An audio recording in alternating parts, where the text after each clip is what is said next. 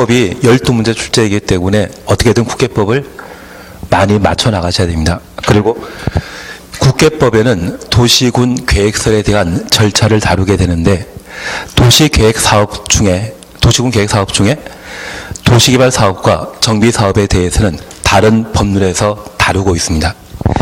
유사한 절차 진행인데 불구하고 법률이 서로 다르다 보니까 표현을 달리 하고 있습니다. 그걸 동시에 정리했다가는 멘붕 상태 발생합니다.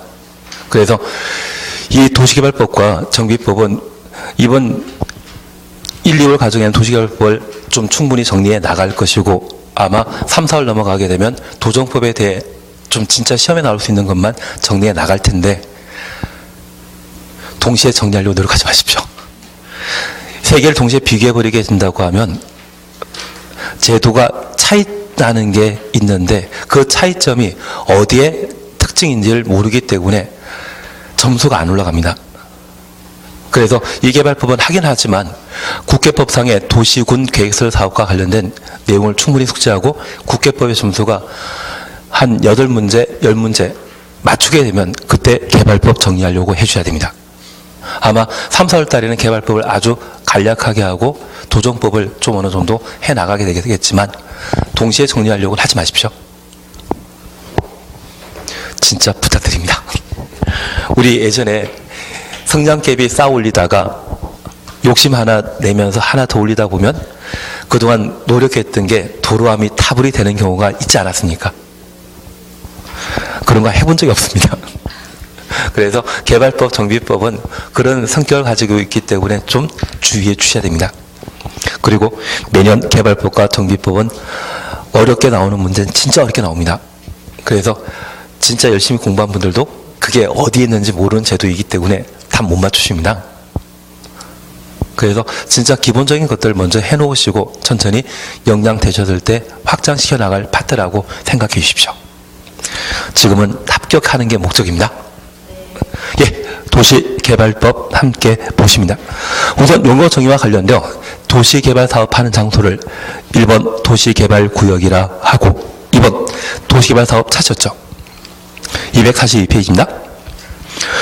도시개발구역에서 주거상업, 산업 등의 기능 있는 단지 또는 시가 조성하기 위해 시행하는 사업을 말한다.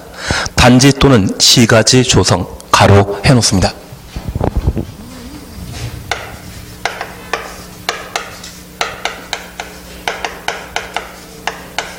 도시개발 사업이란 단지 조성 사업과 시가지 조성 사업을 도시개발 사업이라 표현하고 있습니다.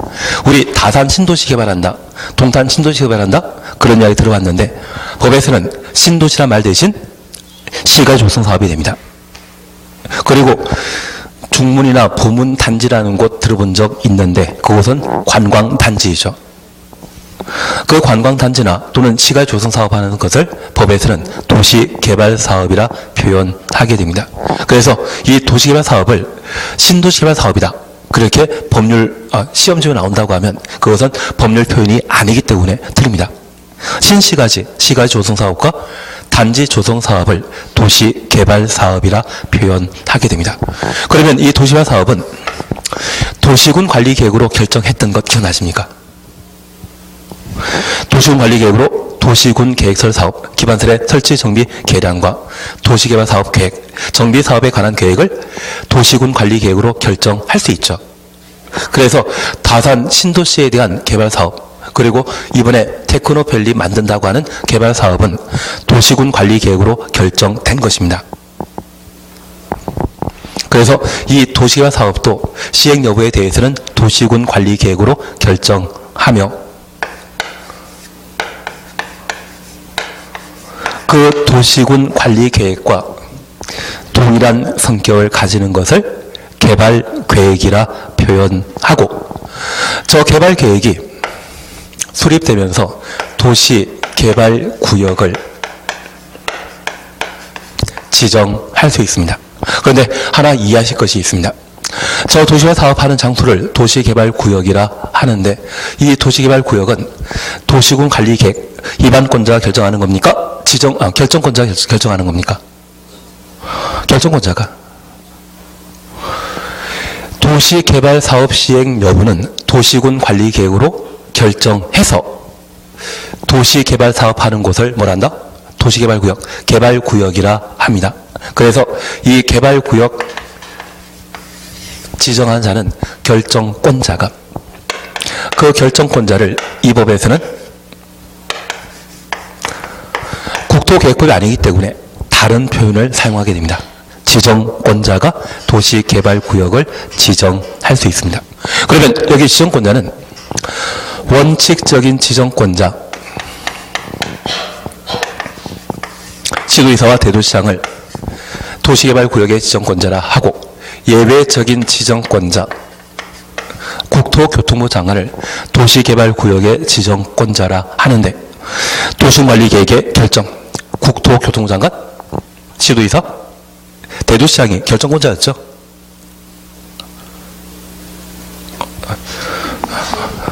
이제 국회법은 다 기억해서 다 지워버리셨습니다. 그래서 지금 도시개발사업도 도시군관리계획을 결정하기 때문에 그때 결정권자인 국토교통부 장관, 지도의사, 대도시장이 도시개발구역의 지정권자가 되게 됩니다. 그런데 우리가 하나 이해하실 것이 있습니다. 여기 도시개발구역이 지정되게 되면 도시개발구역으로 지정된 장소의 토지가격은 올라갑니다. 그러면 투기가 발생할 수 있기 때문에 그 투기를 차단할 목적으로 개발계획 수립하고 천천히 구역 지정하게 되면 투기 발생할 수 있거든요. 그래서 도시개발구역은 개발계획 수립 동시에 도시개발구역을 지정하게 됩니다. 그러면 저 개발계획, 도시개발구역의 지정권자와 개발계획 수립권자를 분리할 필요 없죠. 왜? 동시에 이루어지니. 그래서 저 개발계획 수립하는 자는 누구? 지정권자가 되게 됩니다. 그게 국회법과 또 차이나는 부분입니다. 이해되신 거 알고 있겠습니다. 다만 우리가 하나 이해하실 것이 있습니다. 저 도시개발구역이 지정되었을 때 그냥 가격이 올라가는 것이 아니라 급등하는 경우가 있습니다. 주상공원 개발 용도이고 녹간농자는 비개발 용도인데, 그 비개발 용도에 갑자기 다산 신도시나 또는 테크노밸리라고 하는 곳이 개발 사업으로 지정되게 되면 해당 지역의 땅값은 급등해버리거든요.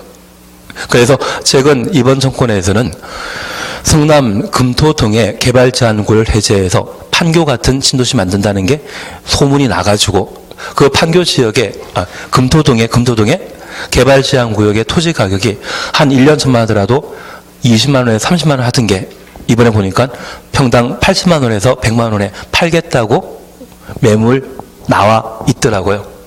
그래도 많은 사람들이 또 구입하실 것 같습니다. 그냥 넘어가도록 하겠습니다. 우리는 토지에 대해 아직은 잘 모르시니까. 그러면 저 주상공이라고 하면 이미 개발 용도로 높게 가격이 평가되고 그곳이 도시개발구역 지정되게 되면 가격 잘 올라가는데, 녹간농자가 녹지적, 관리적, 농림적, 자연환경 보존 지역이 도시개발구역으로 지정되게 되면 가격 급등할 수 있죠. 투기 차단을 목적으로 개발구역을 지정하고 개발계획을 나중에 수립할 수 있습니다. 여기 개발구역이 지정되었다고 하면 개발계획은 구역 지정하면 개발계획은 수립할 수 있다 해야 한다. 지역 지구구역은 보통 임의사항이고 예외 딱 3군데였습니다. 연안침식, 시공록 30만, 정택 10년. 거꾸로 하니까 또 기억이 안 나십니다. 정택 10년, 시공록 30만이면 지구 단위 계획구역 지정하여야 한다. 그리고 인구 증가율, 그리고 개발행 건수 기억나시겠습니까? 기반시설 부담고를 지정하여야 한다. 그래서 구역 지정되면, 구역 지정은 임의사항이지만 저 구역이 지정되게 되면 계획은 수립하여야 한다. 그래서 저 개발구역 지정하고 개발계획을 나중에 수립하게 되면 2년 내 개발계획 수립하도록 되어 있고요.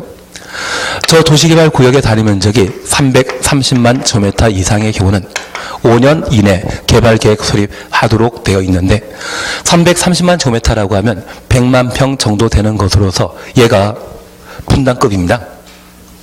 이번에 세종시와 부산의 스마트 신도시에 대한 시범도시 개발 사업을 발표했는데 그 단위 면적이 300만 제곱미터이거든요. 330만 못 미칩니다. 면적 작은 곳이라면 구역 지정을 몇 년? 2년 내 개발계획 수립해야 되고, 면적 넓다라고 하면 해당 도시개발구역의 토지 사정을 파악하기 위해서는 시간 좀 걸리겠죠. 그래서 5년 내 개발계획을 수립하도록 되어 있습니다. 그러면 이런 개발계획 수립은 구역 지정 후 2년 이내 수립해야 되고, 2년 내 수립하지 않는다면 구역 지정은 효력 상실합니다. 해제 대상이 된다라는 것만 구분해 놓습니다. 그러면 여기 도시개발구역 지정하는 자, 개발계획 수립하는 자는 누구이다? 지정권자이고요. 그러면 저 도시개발구역에 있어서는 대상, 어딜 대상으로 지정할 수 있는지, 어떤 방법으로 지정하게 되는지 대상과 절차에 관한 구분해 주셔야 됩니다. 그리고 저 도시개발구역이 지정되었다면 도시개발사업 예정지이죠. 그러면 그 도시개발사업과 관련되어 방해되는 건축물, 건축 등은 하면 된다, 안 된다? 안 됩니다. 그리고 저 도시개발구역은 영구적인 제도입니까? 임시적인 제도입니까? 임시적인 제도입니다. 개발사 끝나면 계속 도시개발구역 유지할 필요 없거든요. 여기 호평지구의 경우에도 예전에 도시개발구역으로 개발사업 했는데 개발사업 완료되게 되면 구역 지정은 필요 없습니다. 그래서 해제되게 될 겁니다. 여기까지가 1단계입니다.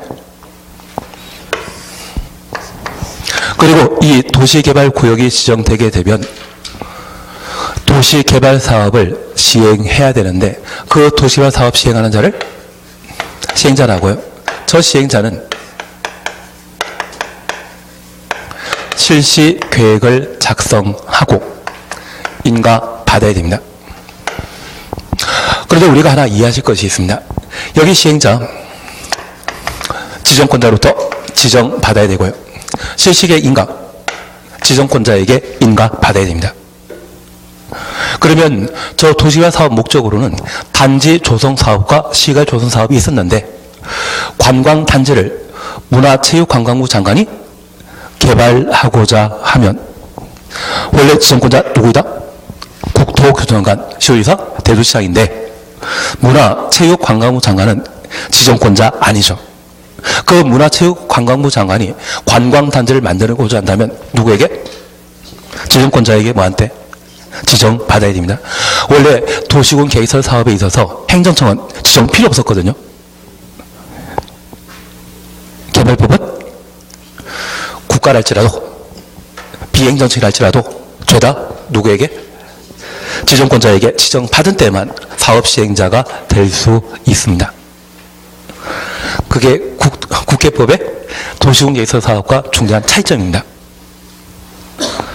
하여튼 국가랄지라도 도시화 사업하기 위해서는 지정권자에게 지정받을 때 사업 시행할 수 있다는 것 확인해 놓습니다. 그리고 실시계획 인가, 지정권자의 인가 받아야 됩니다. 그리고 좀 힘든 이야기인데 저 실시계획 내용에는 지구단위 계획을 포함하도록 되어 있습니다. 지구단위 계획은 어디의 내용이다? 실시계획의 내용입니다.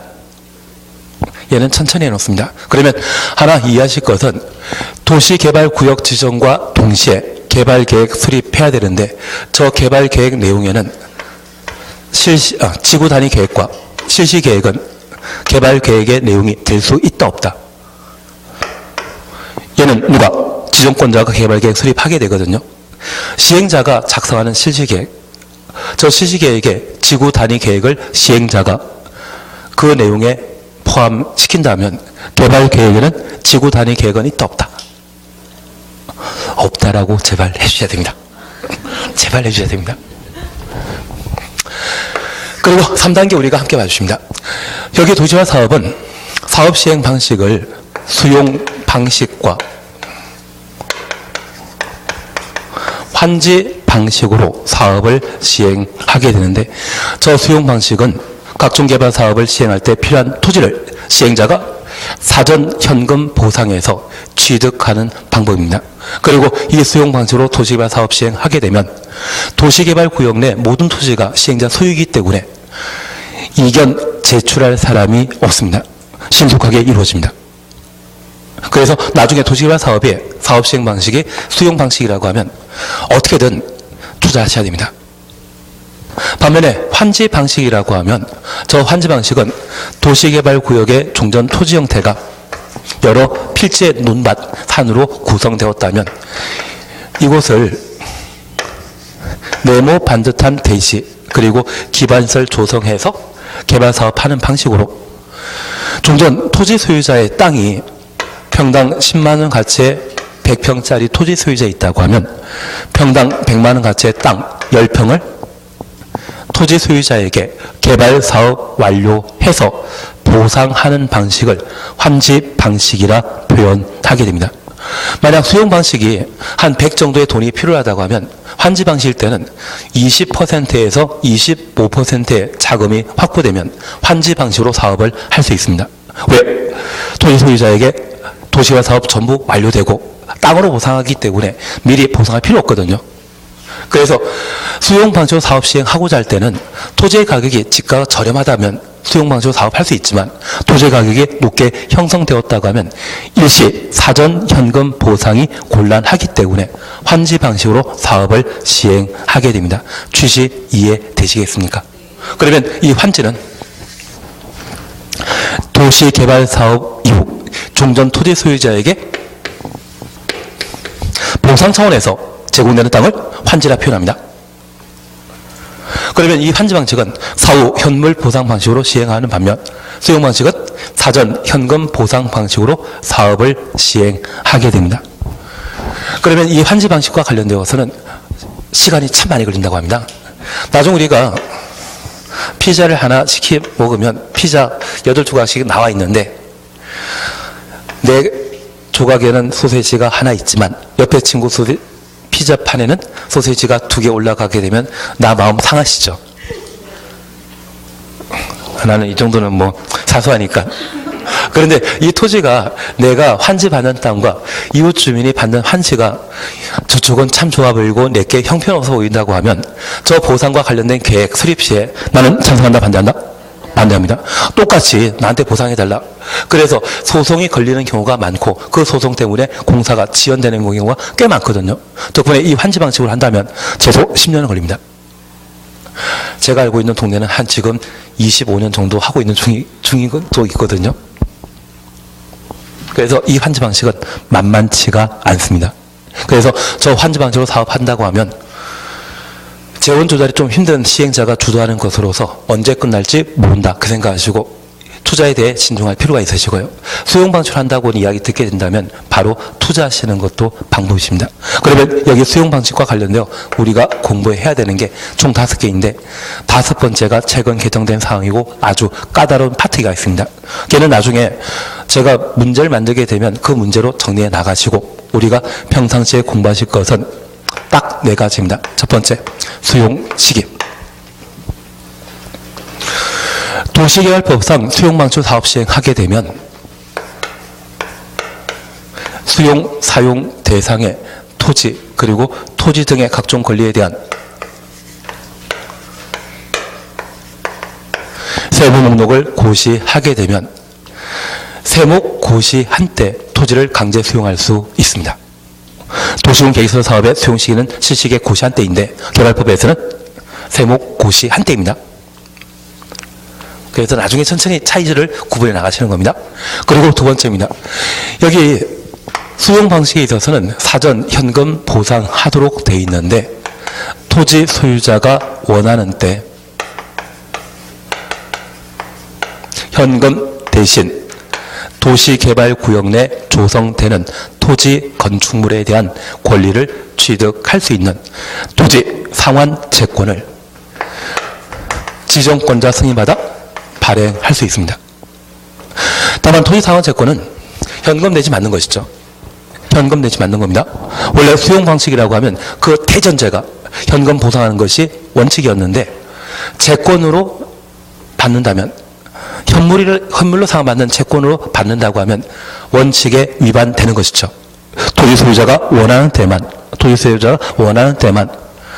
현물 상환 가능합니다. 원래 현금 상환 원칙이거든요. 현금 상환하게 된다면 토지 소유자 동의 필요도 없다.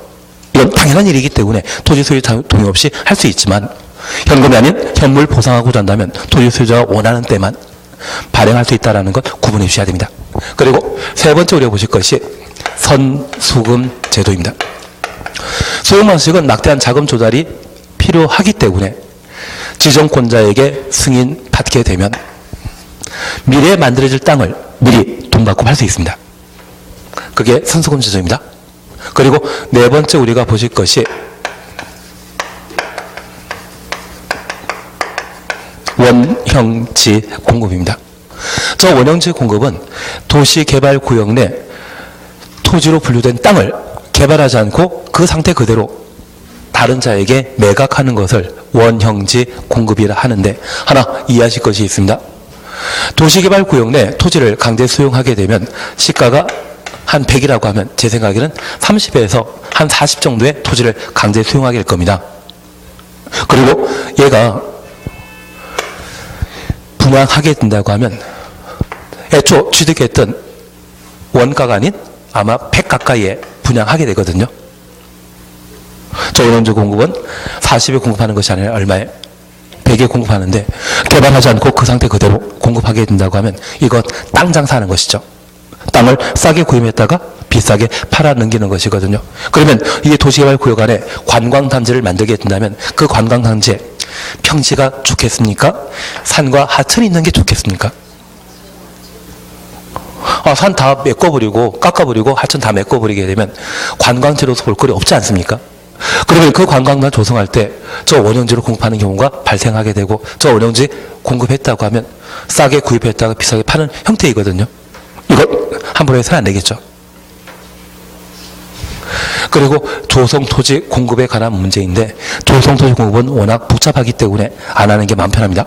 나중에 제가 최근 개정사항과 관련되어 문제 몇 개 만들어 드리면 그것만 좀 봐주십니다. 지나치게 공부하면 정신 건강에 해롭습니다. 그리고 환지 방식은 사후 현물 보상하게 되면 토지 소유자에게 사후 현물 보상할 보상 계획 마련해야 되죠. 환지 보상하는 땅입니다. 계획 보상과 관련된 계획입니다. 그러면 개발 계획과 실시 계획은 개발 계획으로 분류할 수 있지만 환지 계획은 개발 계획이다, 보상에 관한 계획이다. 보상에 관한 계획입니다. 그러면 이 환지 계획은 시행자가 도시개발구역 내 토지 소유자에게 보상하겠다는 약속인데 이게 사전 보상입니까? 사후 보상입니까? 사후 보상입니다. 그러면 사후에 뭔가 해주겠다는데 저 시행자가 도망쳐버릴 수 있죠. 약속 깰 수 있지 않습니까?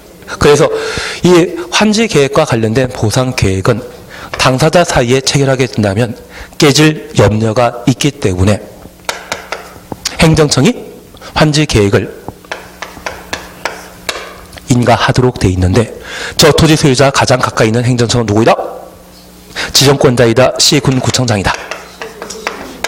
국토계획법에서는 구청장 나오는 거 아닙니다. 국토계획법에서는 구청장 나오는 게 아니라 이 개발법부터는 구청장이 나옵니다. 그러면 저 토지 소유자가 애초 땅 100평 받기로 했는데 99평만 준다고 하면 이거 약속 어긴 것이죠. 그걸 가장 가까운 행정청에게 하소연해야 되기 때문에 저 환지 계획에 대해서는 누구에 인가받아야 된다? 시군구청장에게. 그러면 제가 부탁드리겠습니다. 개발법에서는 다 지정권자 나와야 됩니다. 1단계 도시개발구역 지정과 개발계획 수립 누가 한다? 지정권자. 시행자 지정과 시시계획인가 누가 한다? 지정권자. 수용 누가? 지정권자가. 환지계획만큼은 누구? 시군구청. 그래서 개발법에서는 환지계획 인가를 빼고 관할관청은 항상 지정권자로 기억해 주셔야 되고 환지계획에 있어서만 누구? 시군구청장이 관할관청으로 해 주셔야 됩니다.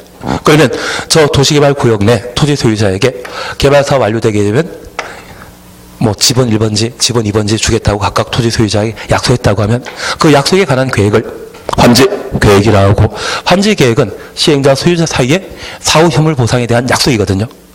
그걸 꼭 이행해야 된다. 보장 차원에서 누구에게 인가받아야 된다? 시, 군, 구청장에게 인가받도록 되어 있습니다. 그러면 이 환지 방식으로 도시개발 사업이 모두 완료되게 되면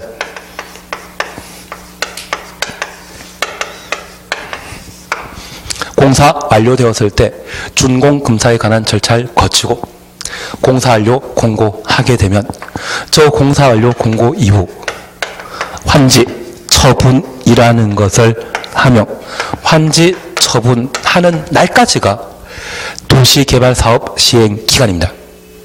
그래서 도시개발구역은 지정권자가 지정한 때부터 언제까지? 환지 처분한 때까지. 대신 수용 방식의 경우는 이거 필요 없거든요. 환지 처분이 필요 없거든요. 언제? 공사 완료 공고한 날까지가 도시개발사업 기간이고, 그 다음날 도시개발 사업이 전부 완료되었기 때문에 도시개발구역은 영구적인 제도이다, 임시적인 제도이다. 임시적인 제도로서 다음날 도시개발구역 지정은 해제되게 되는 겁니다. 반면에 환지 방식일 때는 종전 토지 소유자에게 어떤 땅 주겠다고 약속한 것이죠. 약속 이행해야 되지 않습니까? 그 약속 이행하는 것이 환지 처분이고요. 환지 처분 다음날 도시개발구역 지정 해제 이루어지고 이후 환지 등기라는 게 이루어지는데, 우리 민법 187조 공부하시다 보면 부동산과 관련된 물권 변동은 원칙적으로 등기하도록 되어 있지만 공용 수용 등의 다른 법률에 특별한 규정이 있다면 그에 따른다. 그 말 기억나십니까? 민법도 좀 더 열심히 하시면 됩니다. 대신 원장님처럼 민법 그렇게 많이 하는데 아마 대한민국에 없을 것 같은데, 수업에 안 빠지고 열심히 하고 있으시죠? 그러시면 됩니다. 그냥 하여튼 민법 교수님은 하시는 것만 믿고 따라가시면 좀 힘들겠지만 나중에 시험에 합격하십니다.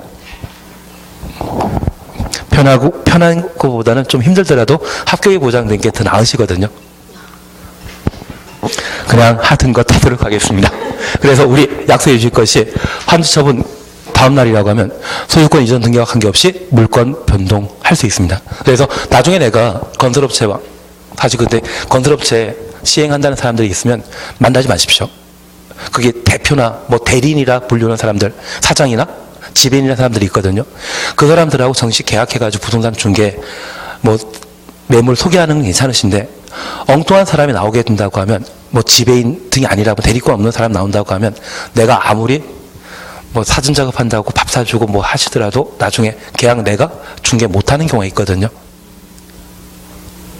그래서 시행하는 사람들이 뭐 큰 땅, 좋은 땅 나오는 것 보자고 하면 그런 부분에 대해서는 그냥 잘 모르는 식으로, 내가 직접 관계에 있거나 또는 지역에 그런 건설업체와 몇 번 중개하셨던 분들이 있습니다. 그분들과 그냥 공동으로 해서 매물 소개하는 건 모르겠지만 하여튼 그런 분들 좀 조심하셔야 됩니다. 그리고 그분들 가장 좋아하는 게 건물 건축하고 개발 완료하게 되면 소유권 보존 등기해야 되는데, 그 소유권 보존 등기 없이 공사 완료할 수 있다고 하면 등기 비용 절감할 수 있지 않습니까? 그래서 도시개발 사업을 그렇게 좋아합니다. 왜? 등기하지 않고 환지 처분 공고 다음 날 소유권 이전하게 되거든요. 예, 그래서 환지 방식 저렇게 한번 살펴놓습니다. 그러면 이 개발 사업은 수용 방식, 환지 방식 전부 각각 할 수 있는데 이를 병행하는 혼용 방식도 가능합니다. 혼용 방식은 두 가지 특징이 동시에 나타나기 때문에 따로 정리할 필요 없으신 것 같고요. 그리고 우리 이걸 꼭 기억해 주셔야 됩니다. 도시개발 사업을 도시개발구역 전체를 대상으로 환지 방식으로 사업하게 되면 도시개발구역 내 토지 소유자와 도시개발조합을 우선 사업시행자로 지정하여야 합니다. 전부 환지 방식일 때는 누구보다 먼저 사업시행될 수 있는 자는 누구이다? 소유자와 조합. 특별히 이 도시개발조합에 관한 문제가 워낙 자주 시험에 출제이기 때문에 그러한 부분까지 한번 정리하시면 보통 개발구역에서 2문제 정도 시험에 나오고요. 시행자 파트인 조합 부분에서 그리고 수용 방식과 관련되어 그리고 환지 방식과 관련되어 각각 시험 문제가 배정되는 것이 개발법의 모습이 되게 됩니다. 예, 이제 관련된 내용 보시면 됩니다. 그래서 우리 개발법은 도시개발법은 1단계 구역 지정과 관련된 사항, 그리고 2단계 시행자 지시계획, 그리고 3단계 사업 시행 방식에 따른 내용으로 각각 구분해서 정리해 주셔야 됩니다. 그러면 첫 번째 우리 봐주실 게 있는데요. 243페이지 찾으셨죠? 양가 1번 원칙입니다. 지정권자는 도시개발구역 지정하려면 해당 도시개발구역에 대한 도시개발 사업의 계획을 수립해야 한다. 지정권자 추정했습니다. 도시개발구역 지정하려면 개발계획 수립해야 한다. 도시개발구역 지정하려면 개발계획 수립해야 된다. 개발계획 수립은 구역 지정 전에 이루어지는 것이죠. 그런데 거의 동시에 이루어지는 거 아닌가요? 개발구역 지정하려면 개발계획 수립해야 한다. 분명 개발계획이 잠깐 먼저 앞서 나오긴 나오지만 거의 동시입니다. 그리고 개발계획 수립하는 자는 누구이다? 지정권자. 그리고 하나 부탁드릴 게 있습니다. 저 개발계획에는 지구 단위 계획은 그 내용이 될 수 있다 없다? 없다. 나중에 지구 단위 계획, 개발계획 내용으로서 지구 단위 계획을 꼭 틀린 정답으로 내고 있습니다. 지구 단위 계획은 개발계획 내용 될 수 없다라는 것 꼭 하나 기억해 놓습니다. 그리고 2번입니다. 예외 찾으셨죠? 개발계획을 공모하거나 개발계획 공모 출처 놓습니다. 세종시 알고 계시죠? 그 세종시가 행복도시라 표현하고 있는데 이 세종시는 공모전을 거쳐 세종시가 만들어졌습니다. 그래서 이 세종시는 애초 목적이 인구 한 30만 정도 거주하는 도시로 만드는 게 목표였는데 그러다 보니 이 세종시는 중앙 대우가 없습니다. 그래서 나중에 세종시 한번 가보시게 되면 지금 인구가 30만 정도인데 중앙 대로가 없다 보니 왕복 6차선 정도의 도로가 제일 큰 도로이거든요. 출퇴근 시간대 항상 밀린다고 합니다. 그래서 세계적으로 유명한 도시 설계하는 분이 공모전 거쳐 당선되어 그 방법대로 도시를 만들어 놨는데 그분 생각으로는 한 20만에서 25만 정도 고자한 도시를 생각했는데 지금 조성된 7년밖에 안 됐는데 불구하고 7년 인구 한 10만 안 됐거든요. 지금 30만 넘는 도시로서 전국의 가장 토지 가격이 상승하고 있는 도시입니다. 아마 정부 종합청소가 계속 세종시로 이전되게 된다고 하면 관련 공무원들이 그쪽으로 이주하면서 인구가 한 50만 조만간 넘을 것 같거든요. 근데 세종시에 가서 부동산 차리라고 하면 안 가실 거죠.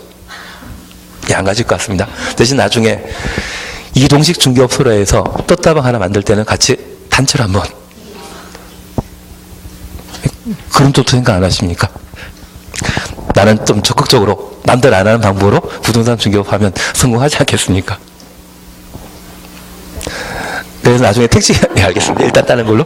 나중에 택지 개발하게 된다고 하면 아마 세종시가 지금 목표가 워낙 거창하다 보니 아마 조만간 100만 이상까지도 올라갈 수 있을 겁니다. 왜?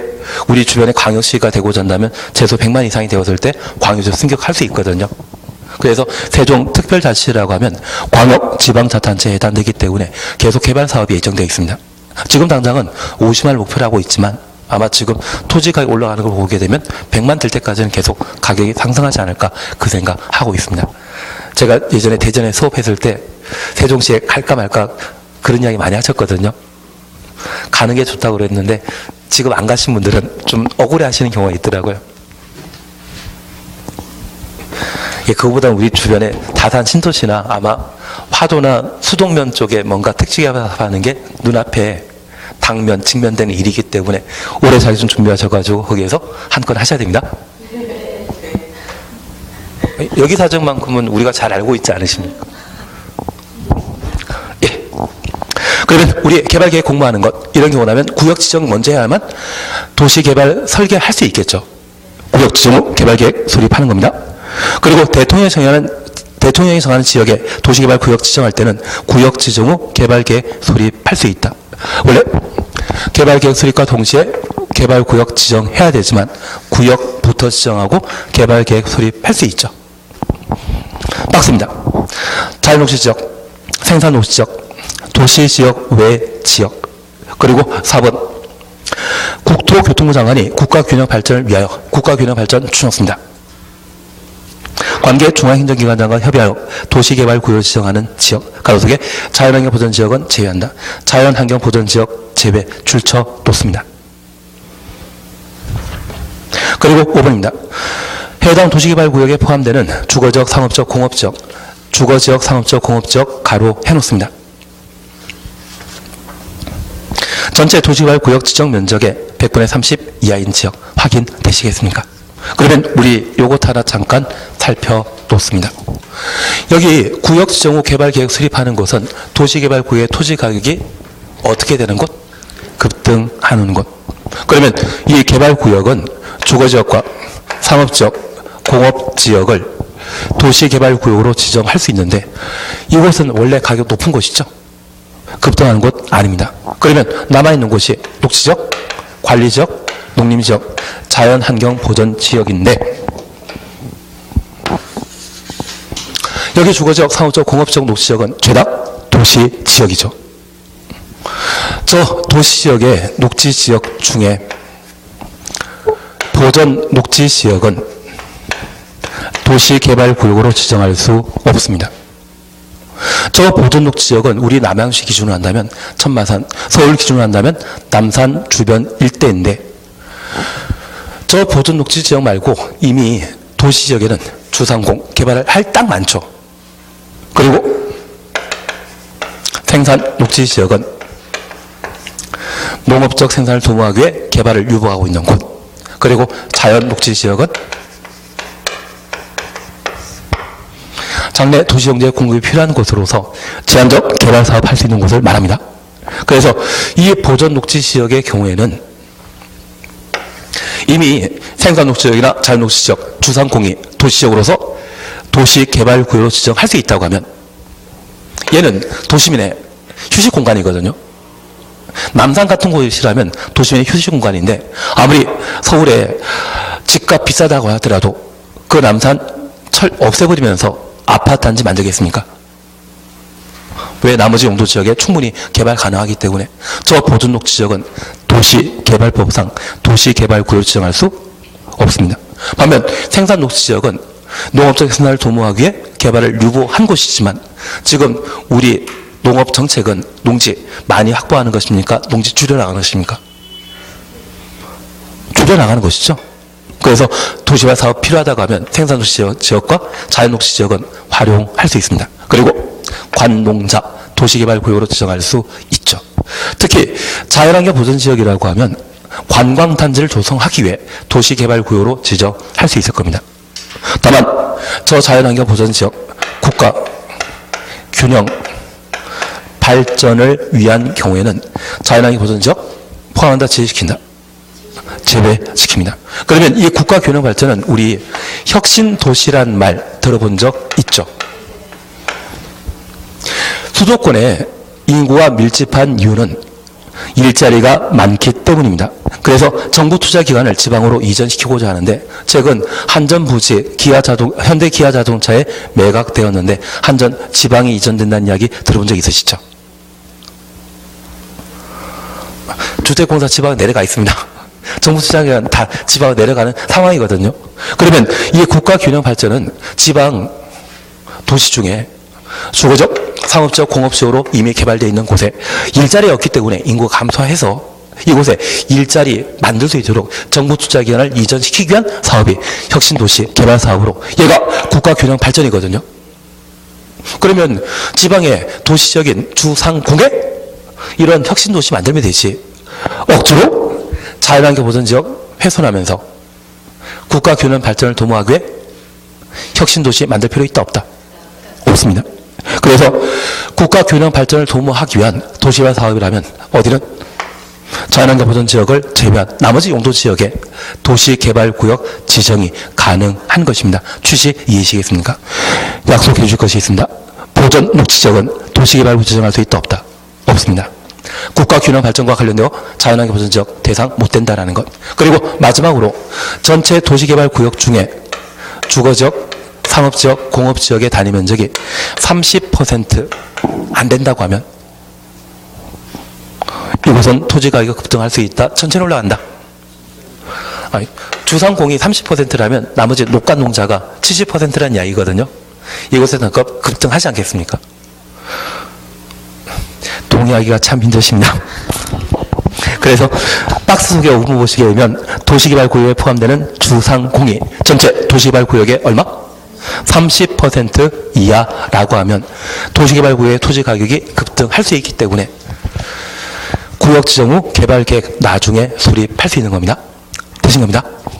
그리고 3 그냥 지나가시고 4 개발계획 변경 지나가십니다. 그리고 3번 개발계획 수립 시에 동의 조건 찾으셨는데 얘는 다음 주에 하십니다. 그리고 오늘 문제 잠깐 풀어보십니다.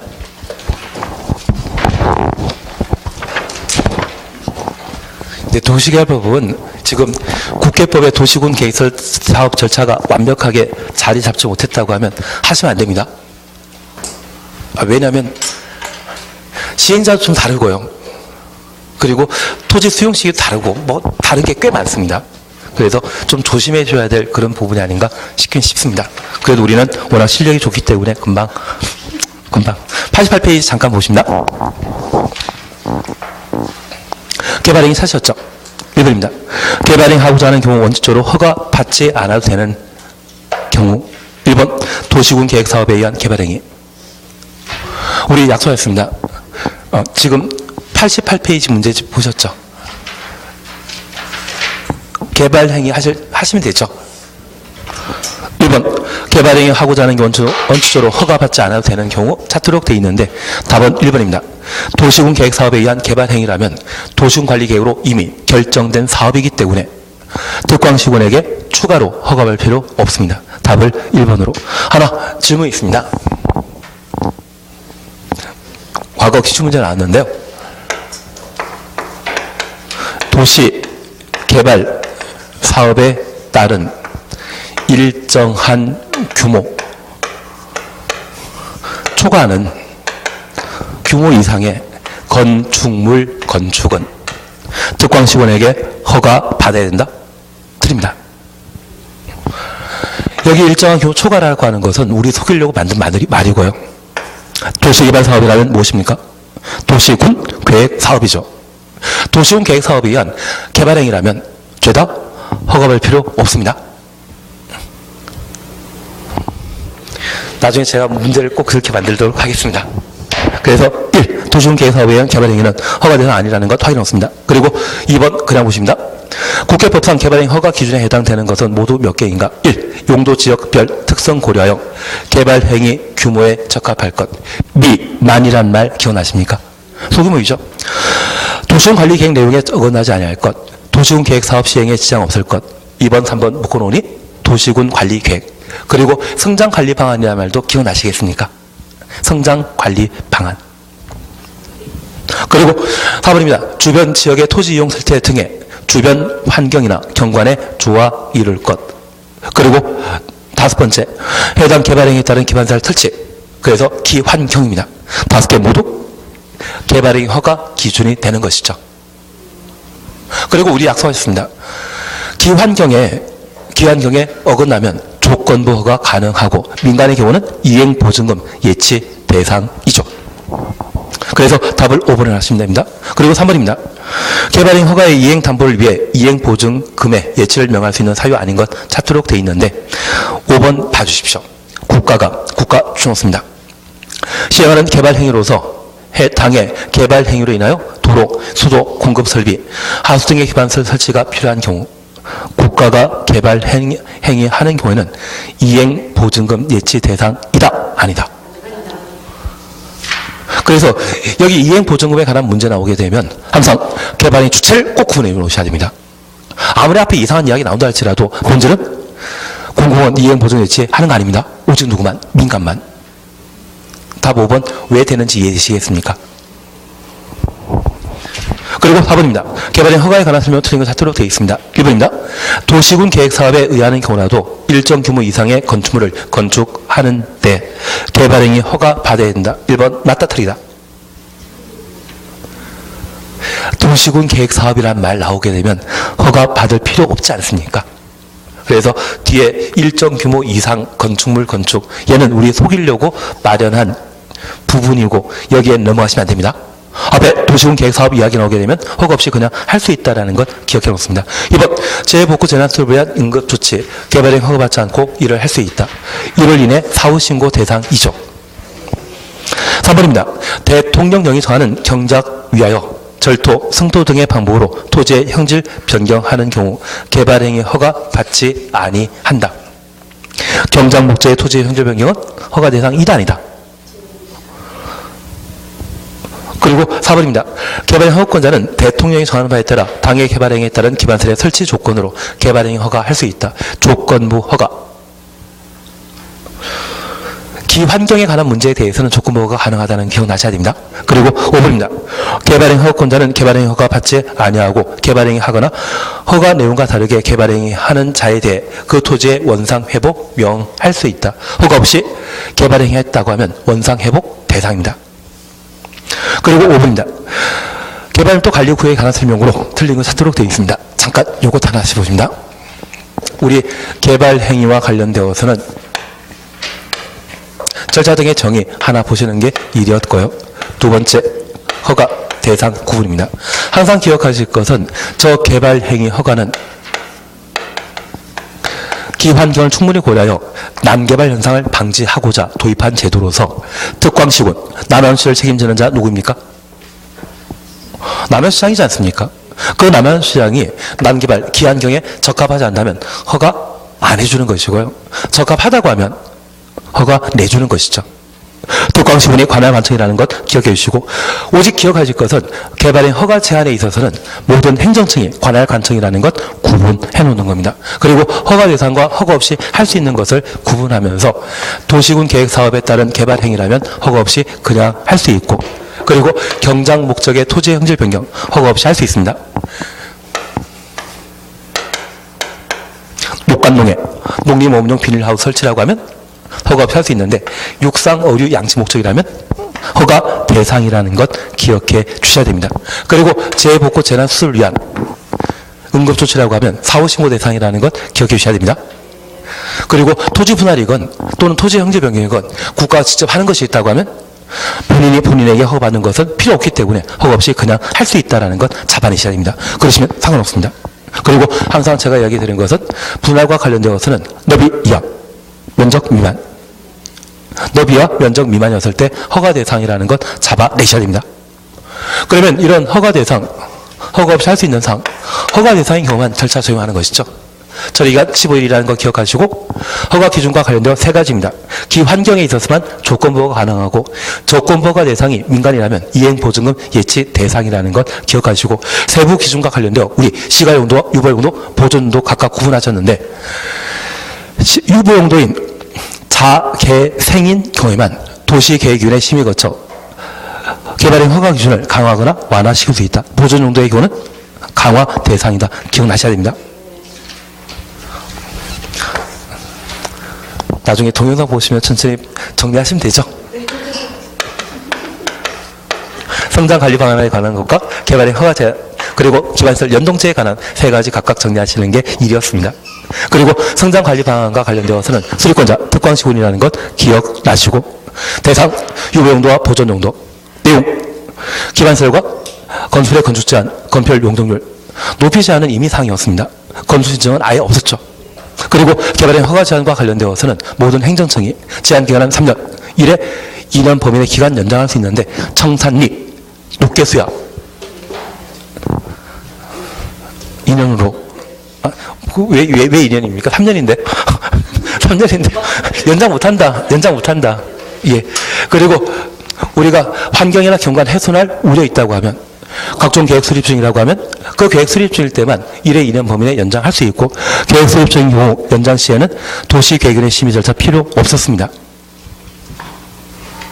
개발밀도 관리 구역에 있어서는 주상공으로서 새로운 기반시설 설치 곤란한 곳, 주거적, 상업적, 공업지역과 기반시설 새로운 설치 곤란, 이게 짝지어져야만 개발밀도 관리구역에 적용될 수 있고, 지정되게 되면 용적률 50% 강화한다는 것 기억나시면서, 기반시설 부담구역의 경우는 개발밀도 관리구역과 중복지정할 수 없다라는 말 다시 한번 기억하시고, 설치 가능하다고 하면 기반시설 설치 계획을 수립하도록 되어 있습니다. 그 기반시설 설치 계획의 내용에는 대학은 포함되지 않는다는 것 기억해 주시고, 돈 내는 자는 연면적 200제곱미터 초과는 신축, 증축행위일 때 기반시설 부담금을 납부하도록 되어 있죠.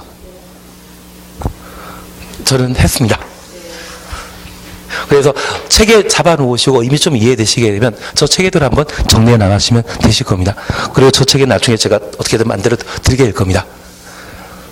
하등해서 하도록 하겠습니다. 5번입니다. 개발밀도 관리구역에 관한 설명 틀린 거 찾도록 되어 있습니다. 1. 개발밀도 관리구역은 특광시군이 지정한다. 맞죠? 2번입니다.